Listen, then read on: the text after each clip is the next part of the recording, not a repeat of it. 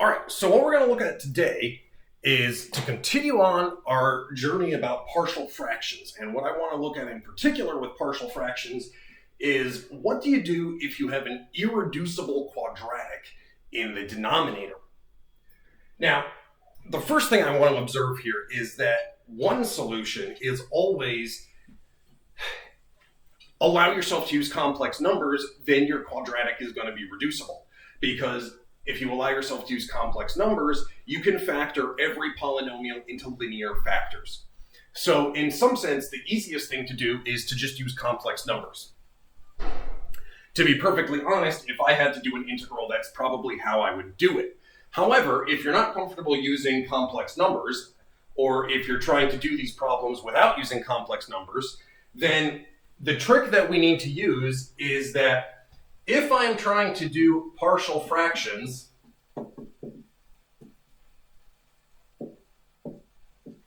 with a quadratic in the denominator, well, it's pretty similar to what we do for linear factors. So remember that for each linear factor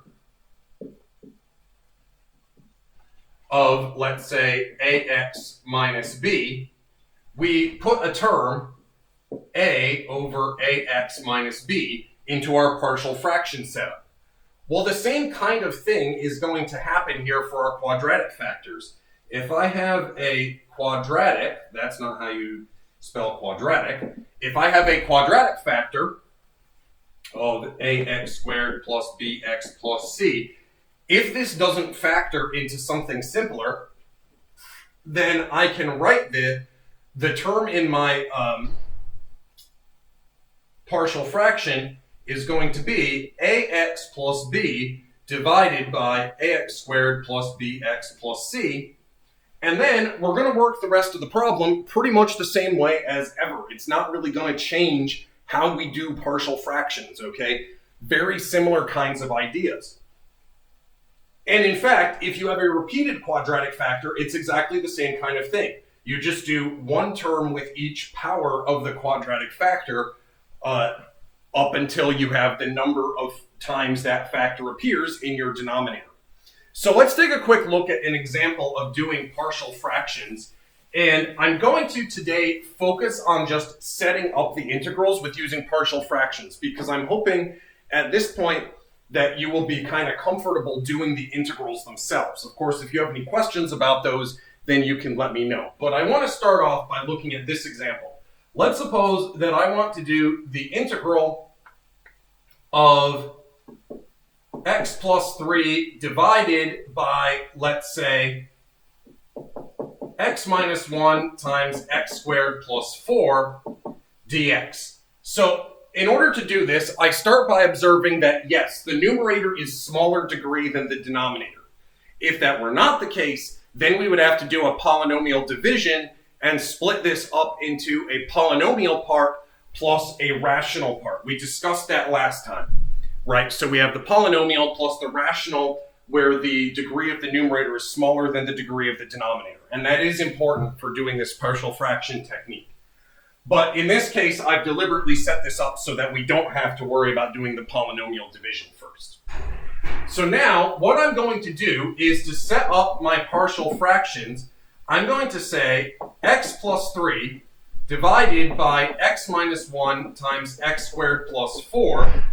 This is going to equal a over x minus 1 plus bx plus c divided by x squared plus 4. And there we go. I mean, at this point, we are really going to be doing just the same stuff as we did last time, except that we have a slightly different thing over here. So this is where you have to kind of remember, and this is where partial fractions, I think, really start to throw people, is that there's so many different kind of variations that you have to break down. But it turns out there's really only 4 cases. There's individual linear factors, and then there's repeated linear factors. Then there's individual quadratic factors, and then there's repeated quadratic factors. So there's really only 4 cases to deal with.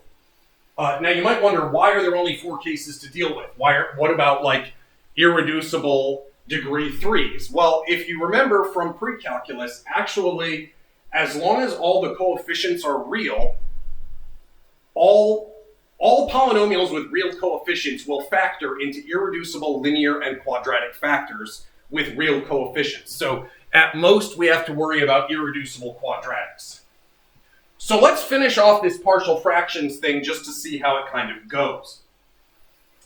If I multiply both sides by x minus 1 times x squared plus 4, I get x plus 3 is equal to a times x squared plus 4 plus bx plus c times x minus 1.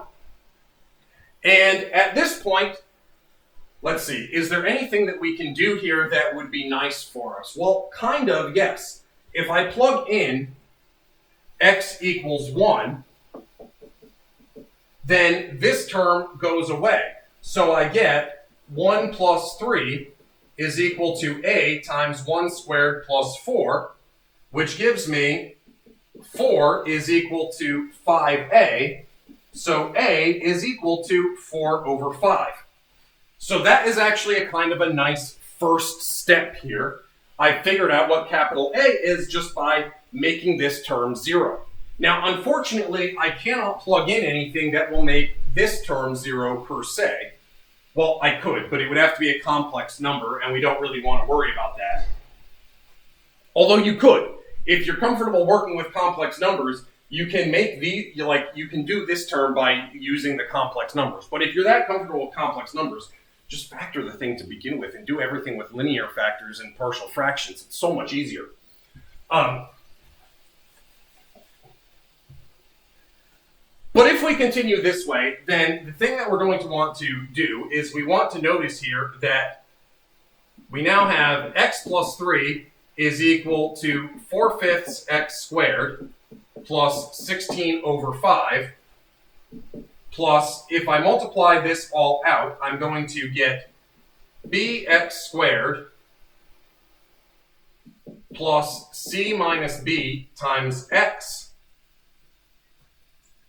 minus c. Did I do that right? Let's just double check.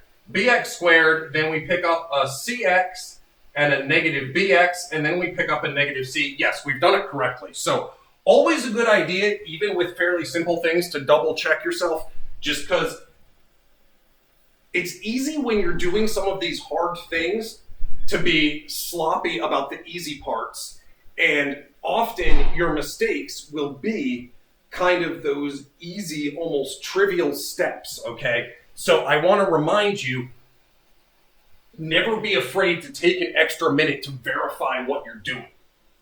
Now, at this point, we can compare coefficients. So what we can say is that b plus 4/5, that has to be equal to 0. So b is equal to negative 4/5.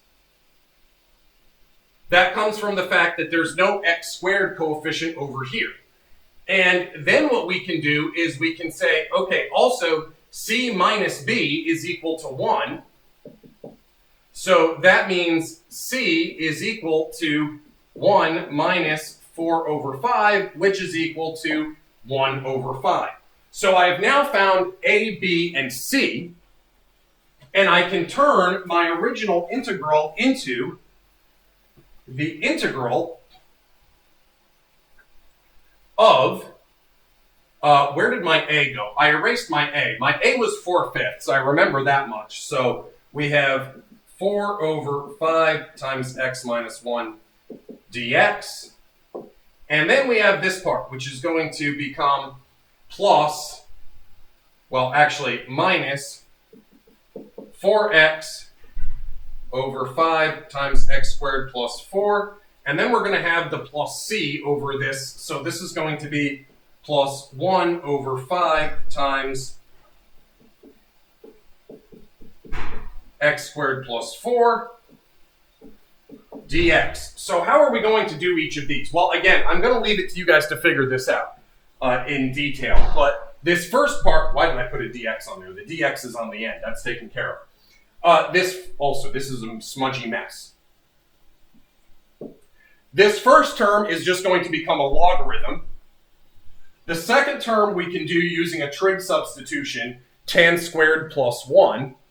And the last one we can either do using a trig substitution, or there's a little trick where we can factor out a 4 and rewrite this as 1/5 times 1 over 4 times 1/2 x squared plus 1.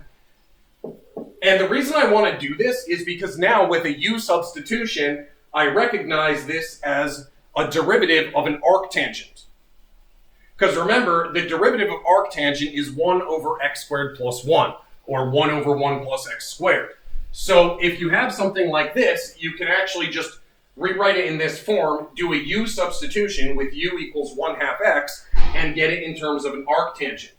This one we can't do that because it's got this x in the numerator, so we have to do more work. But it's still not too bad. We just use our basic trig substitution techniques. One of the reasons we cover trig substitutions before partial fractions is because when you do partial fractions that involve irreducible quadratics, you pretty much are always going to end up having to do some kind of a trig substitution. Of course, this is yet another argument for why you should use complex numbers instead. I kind of wish your book would do it this way. Because here's the thing, if I did this with complex numbers, I could factor this into x plus 2i and x minus 2i, and I could have done partial fractions where I rewrote everything in terms of stuff over a linear factor, and then everything would be in terms of logarithms. This also shows us, by the way, because both are valid ways of doing the integral, that the answer we get here in terms of trig functions and the answer in terms of logarithms have to be equal to each other.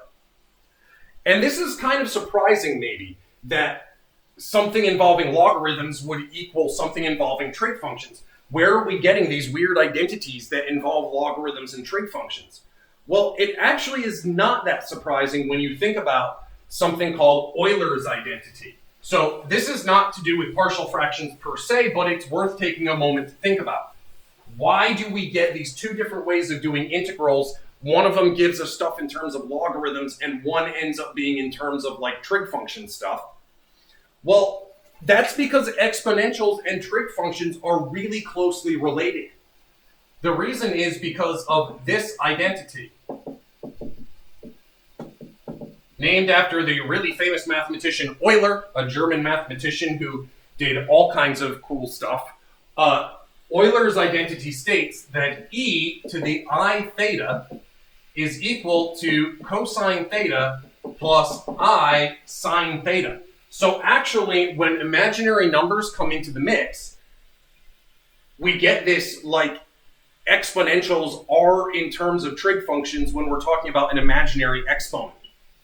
So this is why there's these two different ways of solving these integral problems. One of them is done in terms of trig substitutions, and one of them ends up in terms of logarithms, because logarithms are in terms of, well, logarithms are the inverses to exponentials, and then our trig substitution makes use of trig stuff, and yeah, there really is this relationship between the two things here. So let's take a look at another example of doing one of these partial fractions type things. Let's suppose that I need to do the integral of x squared minus 3x plus 2 divided by x cubed plus 27 dx. This is going to be a little bit more tricky, but it's not that bad. What I need to remember is, how do I factor the bottom here? Well, this is a sum of cubes. So this is going to become the integral of x squared minus 3x plus 2 divided by x plus 3 times x squared minus, why am I confused suddenly? Minus 3x plus 9 dx. Now let's check to make sure. Can this be factored further? Because if this could be factored further, then we could factor this into linear factors, and that would actually make things really nice for us. But unfortunately, b squared is 9, minus 4ac, that's minus 36. 9 minus 36 is negative 27. This does not factor any further. So we're going to have to do partial fractions with an irreducible quadratic here. So what am I going to do? Well, I'm going to set x squared minus 3x plus 2 divided by x plus 3 times x squared minus 3x plus 9. I'm going to set this equal to, okay, first I'm going to finish my parenthesis, but then I'm going to set this equal to a over x plus 3 plus bx plus c divided by x squared minus 3x plus 9. Now, I would like to encourage you, pause the video here and see if you can find A, B, and C before you watch how I do it. It's very similar to what we did last time, so take a minute and try it for yourselves. Okay, so any luck? Let's go through this carefully and see what we end up with. So if I multiply both sides here, I get x squared minus 3x plus 2 is equal to a times x squared minus 3x plus 9 plus bx plus c times x plus 3. If I plug in x equals negative 9, that is going to give me, wait, why did I do negative 9? I am so sorry. I meant negative 3. Then this is going to give me 9 plus 9 plus 2 is equal to a times 9 plus 9 plus 9. So this gives me 20 is equal to 27a. That means that a is equal to 20 over 27. And now we can go through and we can find the others as well. So maybe I'll erase this integral up here since I need a bit more space. I will try to leave this part alone since this is where we did the breakdown into partial fractions, but if I run out of space, we may have to do something else anyway. So the x squared terms, we're going to have a plus b x squared, which is really now 20 over 27 plus b x squared. And then we're going to have, sorry, not an equals. Then we're going to have negative 3x times a. So how are we going to get our x terms? Well, we're going to have plus negative 20 over 27 times 3. And then we're going to have a 3b plus c. That's all multiplying our x's here. And then for our constants, we are going to have plus 9 times 20 over 27 plus 3c. So this is going to now allow me, by comparing these coefficients to the left-hand side, I can now say, well, 9 times 20 over 27, this is going to be 20 over 3 plus 3c. That must be equal to 2. So this means that 20 plus 6c is equal to 6. That means that 6c is equal to negative 14. So c is going to be negative 7 over 3. So that means we can go ahead and we can now say, maybe I'll erase this part down here. So we can now compare the middle terms and we can say negative 3 has to equal 3 times negative 20 over 27. That's negative 20 over 9. Then we're going to have plus 3b minus 7 over 3. And so now we can simplify this out. What's the easiest way to simplify this? I don't even know. If I multiply everything through by 9, I'm going to get negative 27 equals negative 20 plus 27b minus 7 times 3 is 27. So this is going to give me negative 54. Negative 54 plus 20 is negative 34 equals 27b, or b is equal to negative 34 over 27. Sorry, that is unreadable. Let's write it up here. b equals negative 34 over 27. So we can now break this down into two pieces and do our integral. Now, how do you handle an integral with something like this in the denominator? Well, you have to complete the square. So you complete the square on this, and once you complete the square in the denominator, which is kind of a standard technique for applying integration using trig substitutions, then this turns into something that you can do by doing a u substitution and doing a trig substitution. Wow, so that was a lot of work. I mean, that will be a lot of work to actually do that integral, even once we have this thing broken down into partial fractions. And that is really, I think, why partial fractions become so difficult. It's not simply that partial fractions are tricky. They're tricky enough on their own. And there's a lot of things to remember. But where they get really annoying is that we're not just talking about having to do a problem with partial fractions. We're then talking about potentially having to do a really nasty integral where we have to remember to complete the square, then do substitution, then do trig substitution, and so on. So it really becomes this problem that feels like it's going to take you like 50 different steps to do. My advice when you do this kind of thing is just remember, don't panic. Keep in mind that yes, it is a lengthy problem, but every single step is something you've done before. Completing the square to be able to do trig substitution, yeah, we've done that kind of thing before. Other types of stuff that you have to do, the trig substitution itself, you've done that before. Once you have it in those forms, again, it's another long problem, but it is a problem you've done before, so just don't let yourself panic over it. Now, the last thing we want to deal with in terms of partial fractions is going to be, what about the repeated factors? Well, just as when we had a repeated linear factor, if I had something like, x minus c squared, then I would break this into a over x minus c plus b over x minus c squared. The same kind of thing goes for repeated quadratic factors. If I have something like ax squared plus bx plus c squared, then I have to do ax plus b over x squared plus bx plus c plus cx plus d over x squared plus bx plus c squared. And if there were a higher power here, I would have to go still further.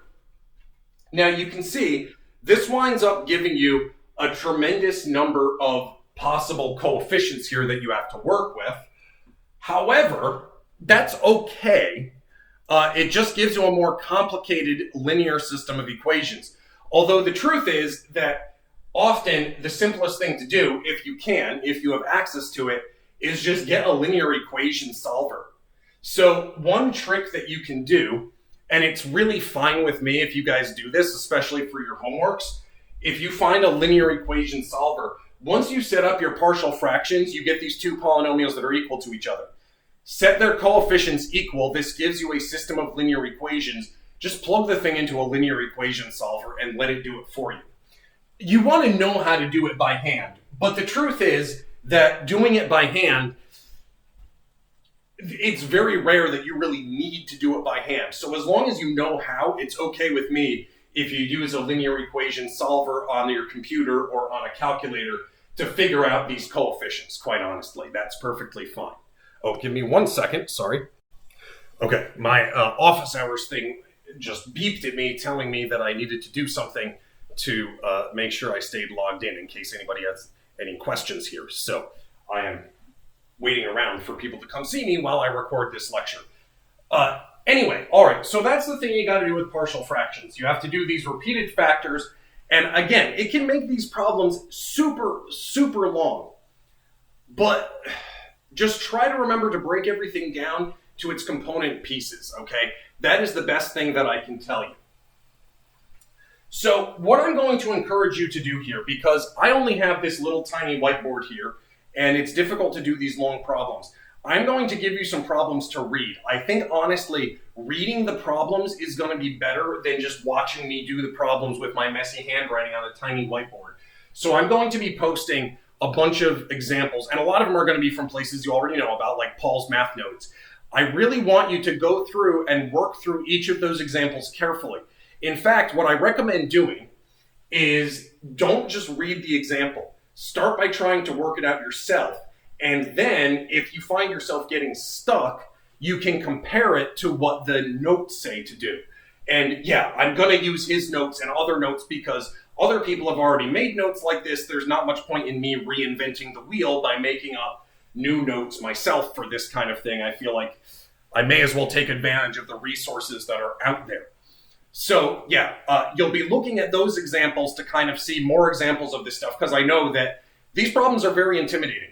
I find them intimidating too, or found them intimidating when I was a student. And honestly, to this day, like, I still look at these problems and I'm like, oh my gosh, these things are so long and so annoying. You know, I don't really want to do these kinds of things if I can help it. But, you know, we'll look through those examples. If you have questions about them, of course, let me know and I'll be happy to work through them with you. But just know that, yeah, this is a topic that, unfortunately, there's no really good shortcuts. It's just kind of as lengthy as it seems when you first see it. That's how lengthy it is, and we just kind of have to deal with it. Calc 2 is one of these things. It's a class where we get into stuff that's tricky, and there's not much that we can do to make it easier, unfortunately. So, all right, what we're going to do next time is we're going to take a look at sort of strategies for, here's an integral, what techniques are likely to work with this integral? And we'll kind of talk through what you can try to, for instance, if you see something that is an integral of a rational function, well, you probably are going to end up needing to do partial fractions at some point. But there's other kinds of rules that you can use, because we now have a very large number of integration techniques, but it's not necessarily like in a given problem they'll say, and here's the technique. If you just encounter an integral out in the real world, so to speak, it doesn't come with instructions. So we need to understand, how do you look at an integral and figure out good techniques to use? And that's what we'll be dealing with next time. So in the meantime, good luck looking through the examples, and do let me know if you have questions.